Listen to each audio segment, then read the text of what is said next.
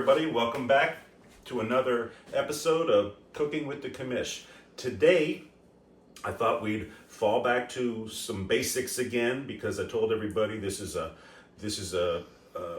journey through basics and how to cook and what tools to use. So I thought it would be a good time to focus on the best tools to use and really the only knives that you really need in the kitchen. Once again, I think a lot of people get very confused because you've got social media out there with all the different, big, huge knives and, all the different fancy knives that people are trying to sell. Buy our knives. You need this whole huge set. You really don't. There are really very few knives that you actually need in a kitchen to use. So we're going to walk through the knives that you actually need. You have 5 knives and 1 honing tool that you need in the kitchen. First knife that is a must-have in any kitchen is your paring knife. This is for skinning. You can take the skin off of an apple. You can take the skin off of a cucumber. You can use it to slice a small slice of a tomato. You can use it to get in and remove the core, the stem of the tomato before you slice it. This knife comes in handy for a multitude of things. A must-have in the kitchen. This knife, your basic chef's knife. This is an 8-inch chef's knife. They come in, 2 sizes really. You have an 8 or a 10-inch. I mean, you can be ridiculous and buy the big swords, but you really don't. They're not really usable. They're fun once or twice to use, but it's not a practical tool to use. So a good chef's knife. This is obviously the knife that you're going to use to do probably 90% of the work that I do in the kitchen. I use this knife. This is for slicing. This is for dicing. This is for cutting. You can slice meats with it. You can chop your vegetables with it. This is the knife I go to every day. I've had this knife for probably 15 years now. As long as you take care of your tools in the kitchen, they will last you a lifetime. I sharpen my knives regularly, and I also hone my knives every time. We're going to talk about the difference between sharpening and honing in a minute. So a good chef's knife. A good slicing knife or a carving knife. This is for if I'm going to carve a turkey, if I'm going to slice a roast or a ham.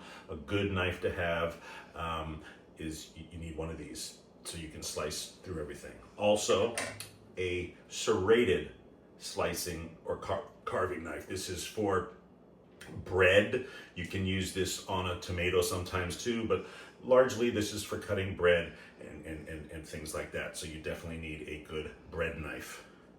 And lastly, as far as knives concerned, you need a good fillet knife. Now this is for filleting the skin off of, this is the knife I use to remove the salmon from the skin in the video that I shot.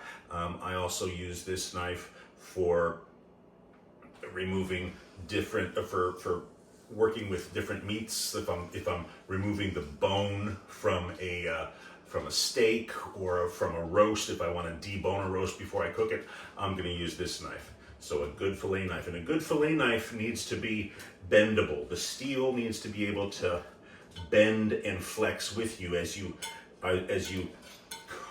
remove the skin from something or carve it around a bone. The blade should be bendable a little bit and always be able to come back to original straightness. So that's what you need. And then lastly, you need a honing steel.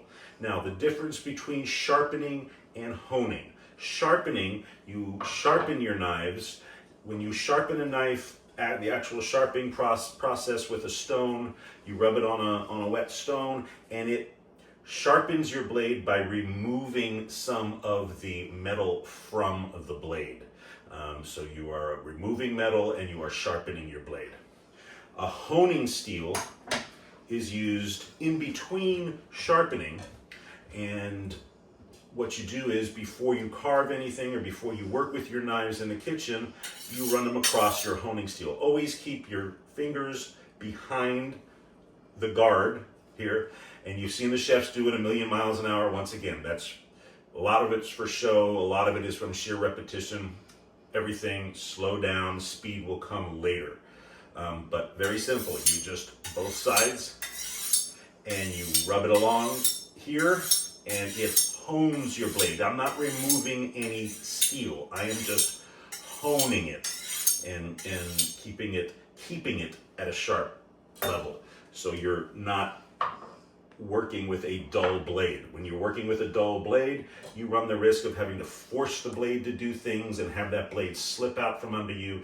That's what's dangerous. A very sharp knife is much less dangerous than a dull blade. It's just kind of the same as a dull razor versus a sharp razor. You're going to cut yourself much worse with a sharp razor or with a dull razor rather than a sharp razor. So always remember a good honing steel in between sharpenings and use it often. And that's it. That's all the equipment that you really need to work in a kitchen. All the other knives are for fun or for show.